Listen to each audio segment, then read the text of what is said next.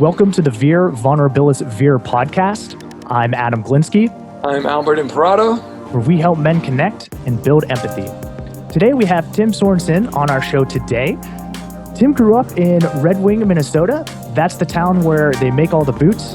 He's been married for 27 years. Tim and his wife moved to a Sleepy River town just south of Red Wing 25 years ago to start their family. He has two wonderful kids that are both off to college.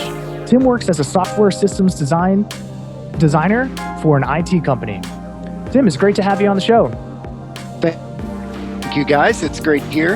I just want to say it's so wonderful that you guys are doing this podcast, are pointing out that men need to be vulnerable. We need to share with other men. We need to reach out to other men. It's such a wonderful thing you guys are doing. So I wanted to start off with saying, great job. I really appreciate that you guys are spearheading something like this. Thank you. Well, we're That's very welcome kind, to do this. Tim. Thank you. Well, the first thing that I kind of found out about you is that you take wonderful photography. I love your aesthetic, that warm kind of vintage tone to your photos. And it's just great. I really enjoy your Instagram feed and all that you post about Red Wing boots and, all the leather that you have on there. Can you tell us a little bit about the inspiration behind that? Instagram happened completely by accident. I am not a social person. I didn't have any social media at all. I still don't have a Facebook page. I do have a Twitter account, but I literally joined Instagram because my daughter asked me to take her high school photos. And I'm like, well, I know what high school photos look like in 1989. I'm guessing kids aren't doing the same thing. So it was like, okay, how do I find out what photos should look like for high school photos? And it's like, well, Instagram's probably the place to go. So went to Instagram, created an Instagram account, called the account Crush the Gram because it was going to completely just be a throwaway account.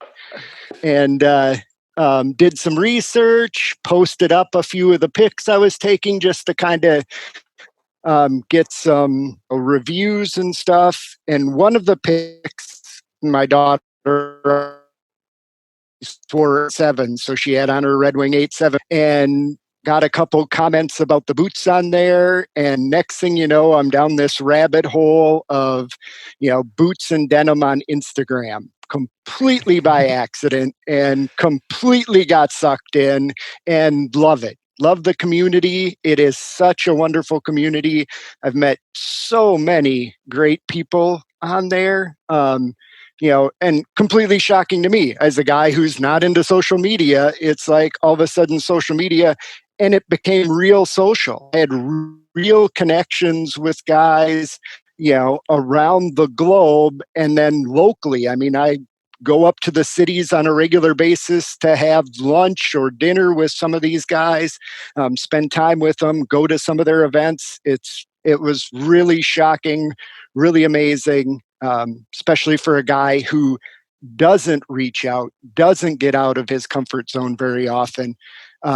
This was a great thing and shocking. You think of social media, I thought of social media as complete, trash media, trash social. I mean, there was no real connection there at all, and completely wrong. Wow. Well, we made a joke in our intro episode that we're trying to put the social back into social media, and there is quite a lot to be gained from talking to people, especially people who are different from us. I think that's been my most positive experience. Is I would have never had a chance to talk to people from so many different backgrounds, whether they're different cities or different occupations. It's just been incredible. When I came and started looking through my Instagram feed, you guys were out there before me. And I remember actually finding both of you sort of on the early side of my own time on Instagram. And actually, both of you were guys that I messaged pretty quickly in the mix and just felt, sort of an ease chatting with you. But Tim, I did something with you first, actually, that I didn't do with Adam right at the beginning. Is I remember feeling a sort of sense of melancholy in you and just thought, my God, maybe this is somebody who actually wants to talk a bit more than just the usual Instagram comments talk. And I remember you were the first person I sent my my cell phone number to through an Instagram feed, to basically a person I didn't know. And for a moment I thought, oh, is that a great idea? And then you called me and we had an amazing conversation. So I remember just thinking, hey, this guy's been posting about kids in college. I wonder if he's just feeling blue about that. So anyway, I guess I was maybe onto a little something there.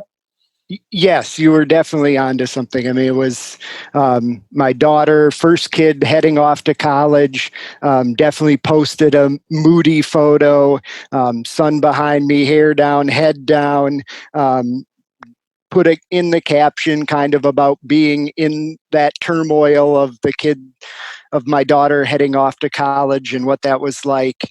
And, you were the first guy on Instagram to reach out in a real social way, to not reach out in just the regular chit chat. And I'm not a good social person, so chit chat it's terrible. It's fingernails on a chalkboard to me. I can't.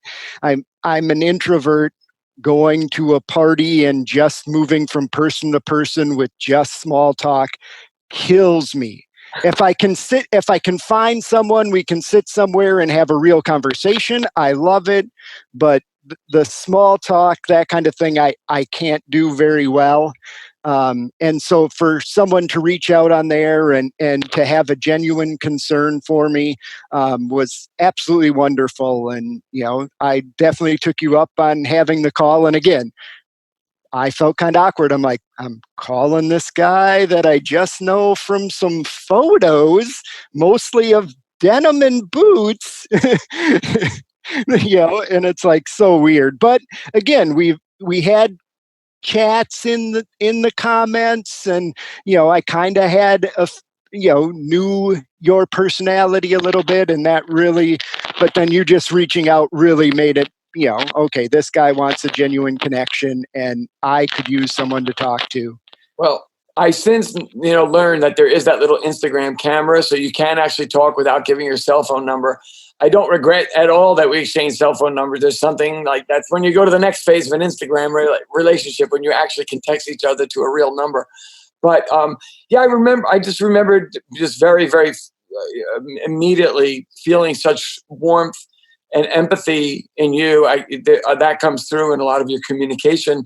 And it's funny you said that you describe yourself as an introvert. It reminds me of this composer who described atheists as reverse believers. Introverts are kind of reverse extroverts somehow. Maybe not, but do you kind of, how do you attribute that just sense of yourself as an introverted person? Is it just a habit? Do you think, is it being in cold Minnesota? You sort of get used to quiet winters, and you're not gonna, you're kind of pulling in a little bit. I mean, any sense of where that personality trait came in you? Where the personality trait didn't come, where it came from, I don't really know. I'm definitely the classic nerdy, introverted, would sit in the basement and write code all day, all night, interact with people through, email and things like that versus actual social. I did have, some very close friends. If I have friendships, they tend to be really close friendships. I don't, again, with my feeling that I'm introverted. And again, it's a scale, it's a sliding thing, from, introvert to extrovert and ambivert in the middle. I'm definitely more towards that introverted end. I can, as I've gotten older, I've gotten much better at forcing myself out of it. When I was younger, I definitely was did not have any self-confidence to force myself out of that. Now I'm confident enough, in a situation that I know I can talk to people and it's fine. But where it came from, I don't know. I mean, I grew up in a family who, we don't talk about feelings. It was a very, you know, I mean, a very loving family, but yes, we definitely didn't discuss those things.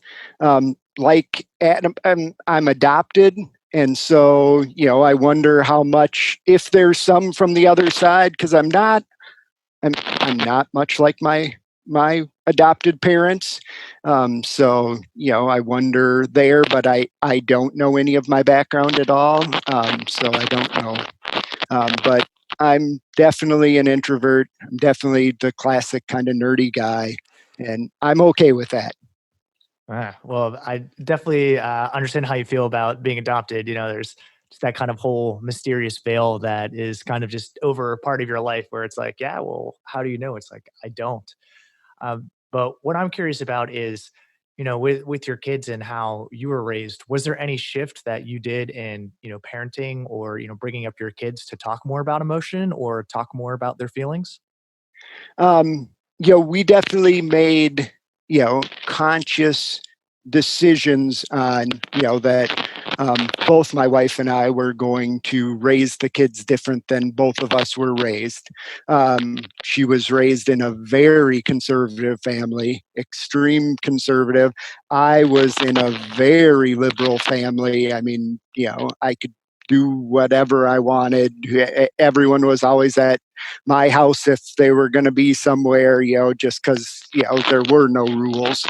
And so, we made sure that, when we talked about it, that we knew we were going to meet in the middle. And that has worked very well for us. We both probably overcorrect to the other side. And so that's great because then it really points us back. And we did make an effort to discuss more. I still don't think we do a wonderful job of it. Um, my wife comes from a family of nerdy people. Her dad's definitely and her brothers are as well. Her oldest brother, college professor, smartest guy you'll ever meet with no common sense. And so it's just the classic. And when we met young. She was from a different town, school kind of thing, college kind of thing, and she didn't think I was nerdy. And so when as our relationship grew and she realized I was a nerd, she's like, "Okay, you kind of tricked me in the beginning, and I'm not sure how I feel about this." Ah, Secret nerddom. Yes, I And was. now our entire world has been completely changed by the work of nerds.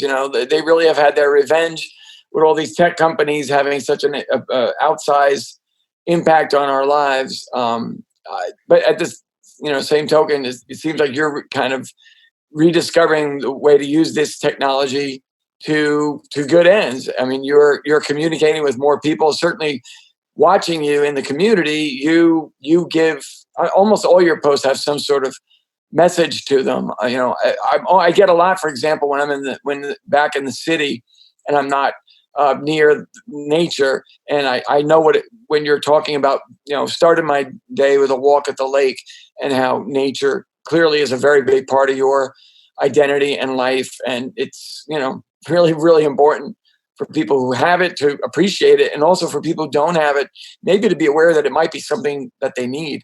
I guess you've lived in a small town, so you've never really lived in a real big city. Yeah, college. I was in a couple big, but nothing big. I was in Minneapolis for a little while, and so that was bigger. But I always appreciated a small town. I always knew I was gonna, land small town. Really, where my heart is, and yeah, outdoors, nature was always a big thing. My adopted family was very much an outdoors, both farm, heritage. The dad that adopted me was a big outdoorsman. Passed away when I was just 18 months old. Oh, Um, dear. so I had this so his legacy was the outdoors. I mean, I'm sure with my uncles that and and other members who knew him, his persona is probably bigger than it was, but he was this great outdoorsman. And so that was always my connection to him, was trying to get into the outdoors and do those things, even though that wasn't what I was. I was much more comfortable, reading a fantasy book, writing, code when I was, in sixth grade. I was much more comfortable there, but it always felt my connection to him was those things. So I definitely tried to do those things, tried the sports things, tried the manly things that aren't my personality. But now it's been, again, it's been that great balance, having that, seeking it out, but then later realizing that that isn't who I am, but I can still appreciate those things and still have a tie to them from that, have really been important to me. Is it like a must go that you must like hockey in your town? Are you guys one of those kinds of places? Yeah, and the town that my adopted dad is from, big hockey town, and Red Wing was a big hockey town growing up. That we were right in an area, right at a time that our team was very good. The players went on to play, at the University of Minnesota, and went on to play, professionally. So it was a big deal at that time. And so yes, definitely. I mean, we're the state of hockey, so it was definitely a thing. So Right on. Well, big hockey fan over here. Love the Penguins. I know we got a little bit of a rivalry, but I yep. think we can agree that we just both love hockey.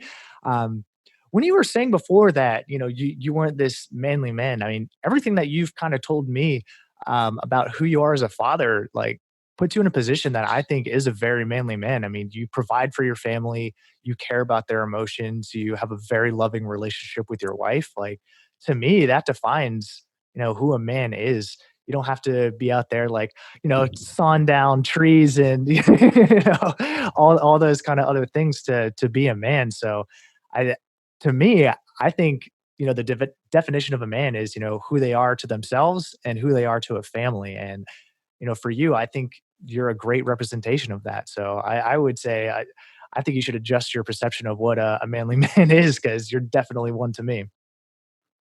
and and and that's definitely adjusted. I've definitely become comfortable with who I am, with those sides of me, and that is what a man is, to do those things. But that is definitely growing up, not what the definition of a manly man was.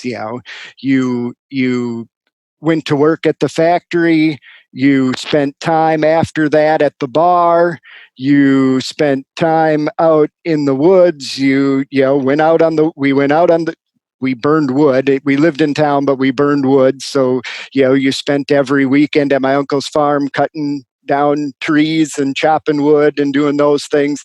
And that was, those were my manly man things. And yeah, and you didn't hear "I love you" from another guy. You didn't, the best praise you could get was, that they gave you some job to do that was the manly job, that you were going to lose a limb. Then you knew you were on the right track. What do you think changed, like, over time? Because a lot of people have kind of said that, like, they had a different perception. Their older generation kind of said that there's definitely a stereotype of that kind of man. What do you think changed from then till now in the perception of being a man, or even saying "I love you" to someone who's not your spouse or a family member?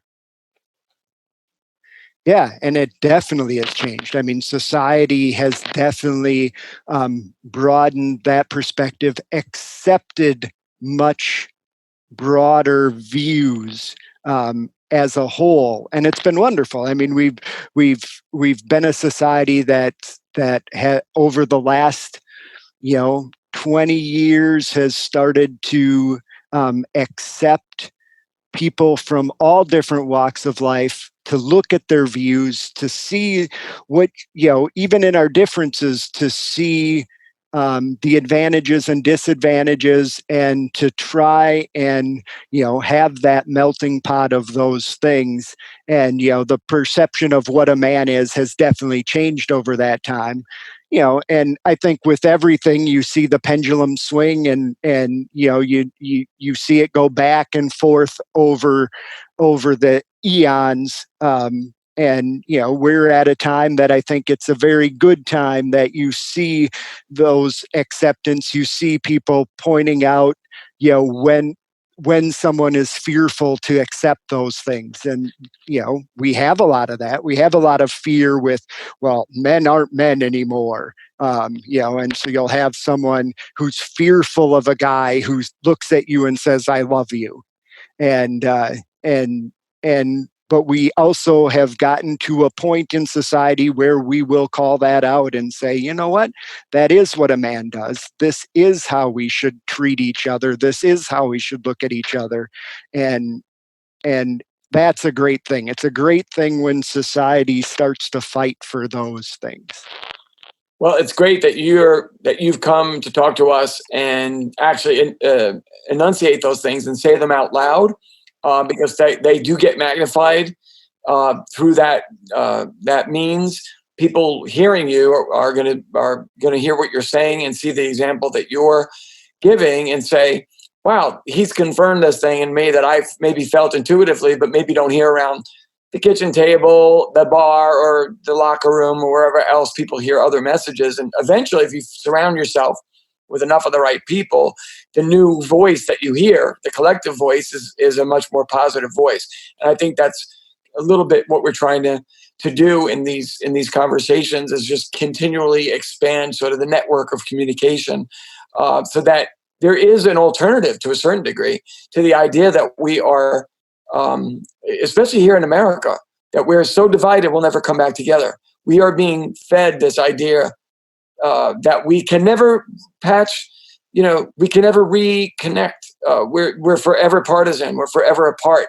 And I think I think that that's not true. And I think the way to combat it is to rebuild the bridges. So you're an example. You're the pioneer. You're the guy out front, and we urge you to I don't know, it's not, the responsibility doesn't fall on your shoulders, but at the same token, I hope that that you feel emboldened by realizing that you're doing a good thing. And we hope, hey, look, we're here to help in any way we can. If there's any way we can support you, you just say the word.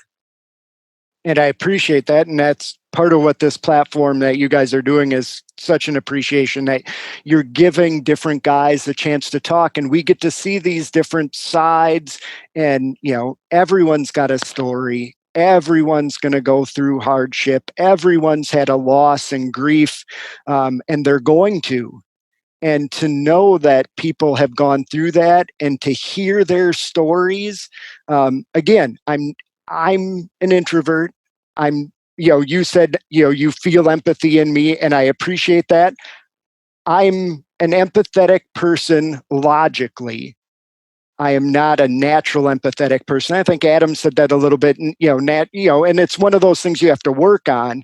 But I don't have very good, I'm the joke around our house. If someone says something to me, it's like, you hurt my feeling.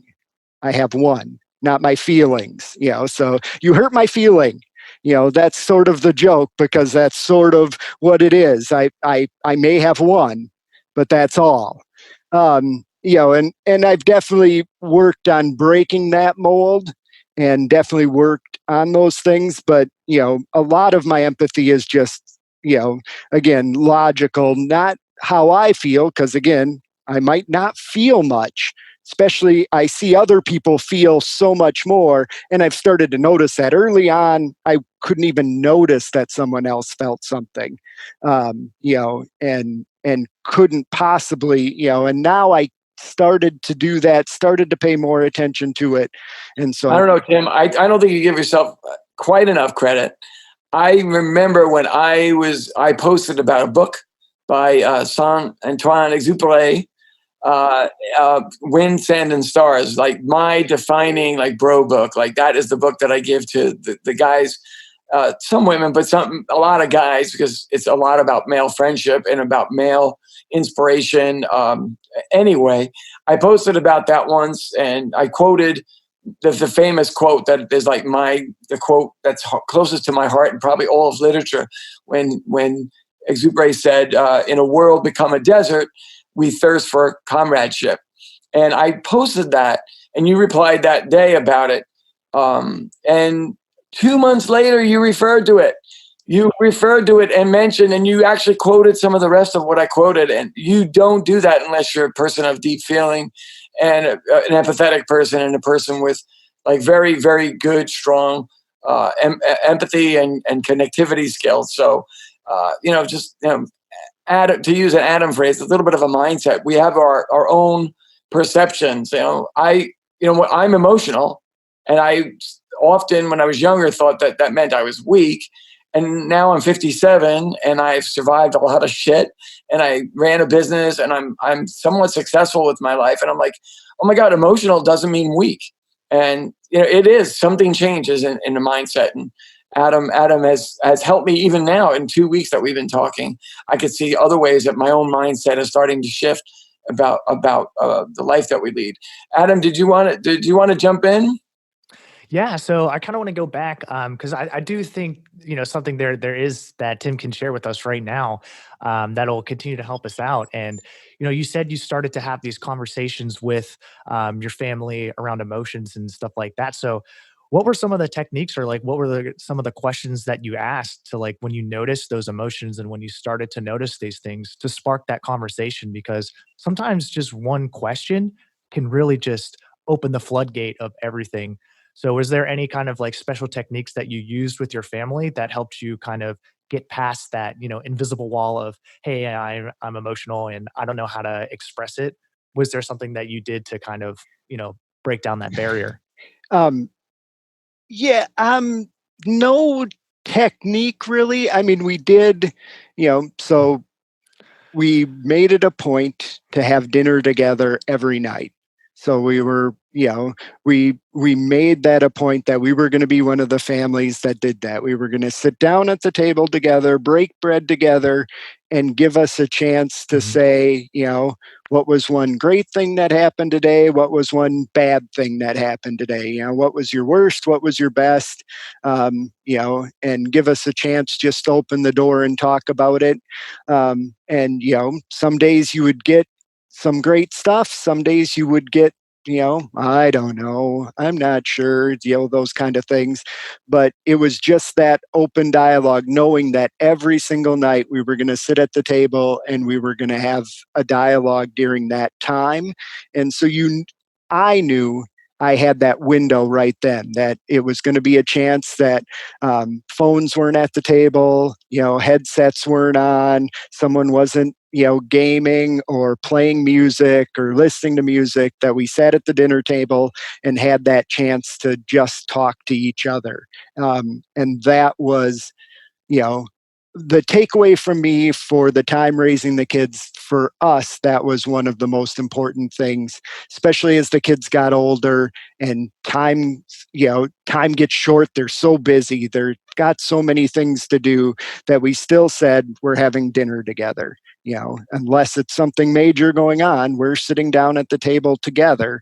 And that was probably our most important decision for that sharing. Yeah, that's wonderful. And, you're not saying that's, it's probably not a technique, but that's definitely a method to invite them to a welcoming space. And yeah, I mean, obviously there's going to be good days, bad days, sad days, and happy days. But, giving your family a place to just have that conversation, and they know that's, a little bit of routine and is consistency, where if they do need to express something, they know, like, hey, you know what, I can get through this because tonight at dinner, I'm going to tell my dad this, or I'm going to tell my mom this. So, I think that's awesome, and definitely something I'm gonna implement in my life, because my wife and I work, we have, crazy schedules, but if we can have one meal together and really sit down with the family and chat, um, you know, that's gonna be important and impactful in our lives, so thank you. Yeah, if you can make it work in your schedule, I would say that was one of the most important things that we carried out of raising our kids was that consistency, that time every night that we shared. Because besides that, it's so hard. I mean, kids are off. Our kids did lots of different stuff, and they're off with music, they're off with whatever, they're playing computer games with their friends, and Mhm. it's hard to get in there unless you're gonna plop down on the same game server and head right into the messaging to get a chance to say something. You don't have a window in a lot of times.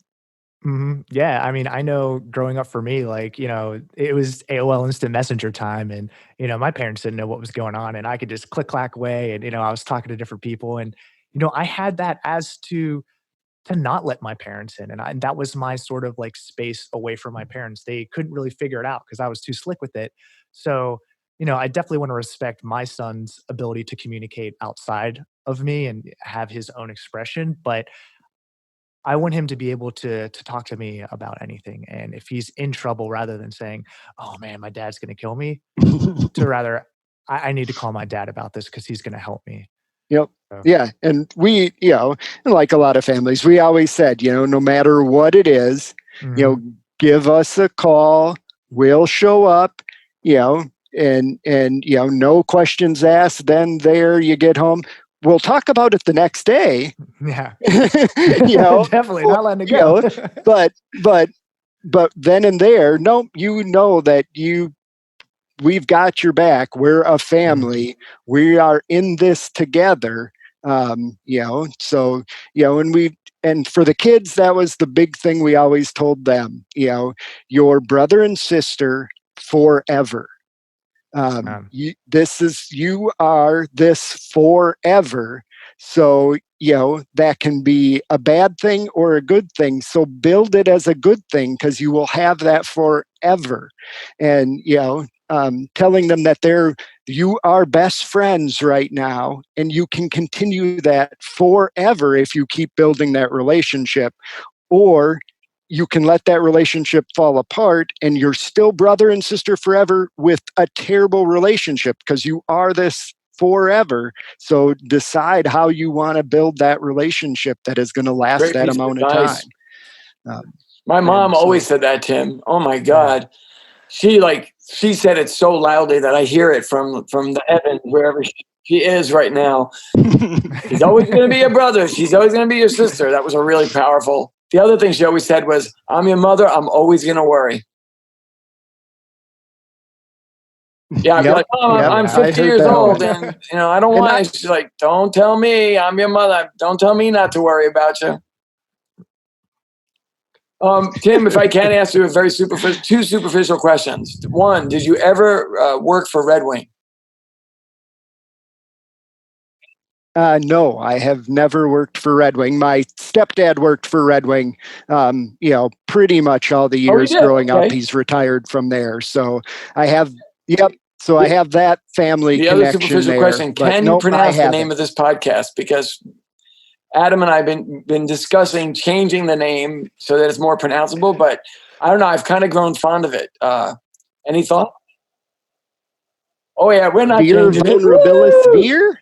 Matter of fact, I'm going to go Oh. one step beyond Adam. I'm not going to put Adam on the spot, but I'm just going to officially ask Adam to join me in naming you unofficial ambassador for this podcast. You're just a delightful human being, a beautiful soul. We all can learn from you. I'm Man. not a parent, but parents can certainly learn from you, and certainly anybody can learn from you and your spirit of generosity and warmth and kindness. And my God, hopefully you'll come back, tell us more, and just be a voice that we can listen to. I greatly appreciate the opportunity to share with you guys and to be on here and what you guys are doing. And yeah, I mean, I love what you guys are doing. I will definitely champion it. New podcasts come out, you're showing up in the stories because it's important. Men need to hear this. We need to share with each other. We need to be vulnerable. even if we ourselves consider ourselves not good at it, that just means the more reason we need to do it. The more we need to change that mindset, the more we need to realize that that is a weakness and it's not a strength. The strength is in sharing, is in the community, is in men holding up men, not men, not ever sharing to never give them a chance to hold up. That was the thing I wrote the other day about, me being vulnerable here gives another man a chance to be valuable. I'm telling you you're valuable because I'm willing to talk about it. And I know you're going through or will go through some of the same things I've gone through. Wow. That gave me goosebumps, man. That was really good. Yeah. So I love the vulnerable, valuable thing. It was kind of brilliant. Well, I appreciate it. It was just nothing. It was spur of the. I was just typing, and I'm like, I like alliteration, so. Well, great. Well, Tim, this has been an absolute pleasure having you on. Is there any last final things you'd like to say, or should I close up the show? I just, again, appreciate what you guys are doing. Love the chance to share a little bit. Love to have an opportunity to do it down the road when you guys are still doing this 5 years later. Absolutely. Well, thank you so much again, Tim, for coming on today. This has been the Vulnerabilis podcast. I'm Adam Glinsky. And I'm Albert Imperata. Thank you for listening.